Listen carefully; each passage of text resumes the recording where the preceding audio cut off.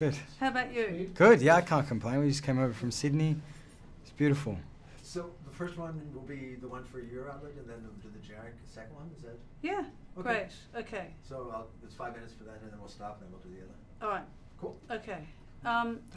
So how does an Aussie boy from Perth wind up in one of the biggest TV shows in Hollywood? I don't know. A lot of luck. A lot of luck, And but a lot of talent and a lot of luck. I don't know. I think a lot of preparation, I think. You know, I wanted it for a long time, and I really went for it. And I was given an opportunity, and I think at that point you just need to take the leap and step up to it and put everything that you can into it. Yeah. So do you live here or? I live in Sydney. I just moved from Perth to Sydney. I've been living in Perth the last few years, unless I've been working. Yeah. So did you resist sort of agents and people like that telling you you need to move to LA? Yeah, I think I didn't really have an agent or management structure that were... They understand my eccentricities about wanting to self-tape in my parents' closet up in Perth, you know, at the family home. I think in a lot of ways, Australia keeps me grounded, you know, and I think that's really important.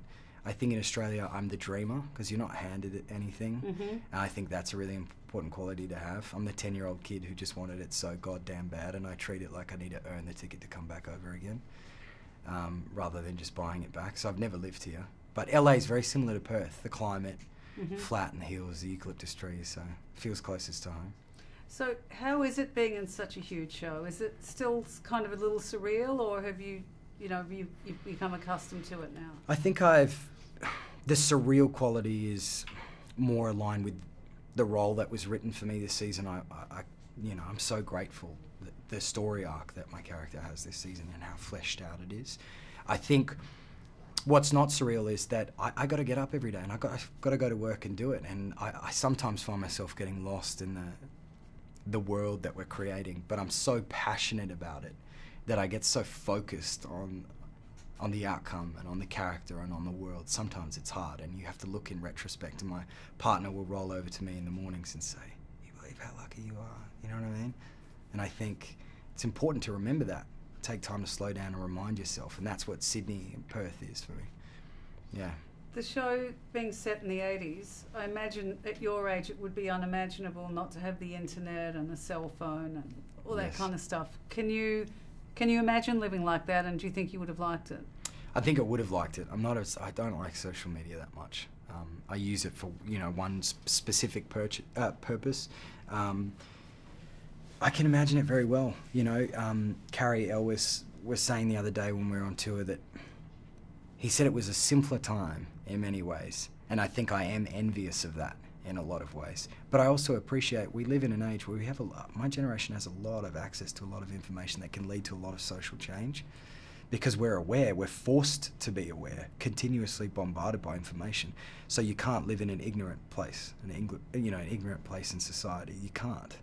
So I think it has its pros and cons. What do you like doing when you're not working?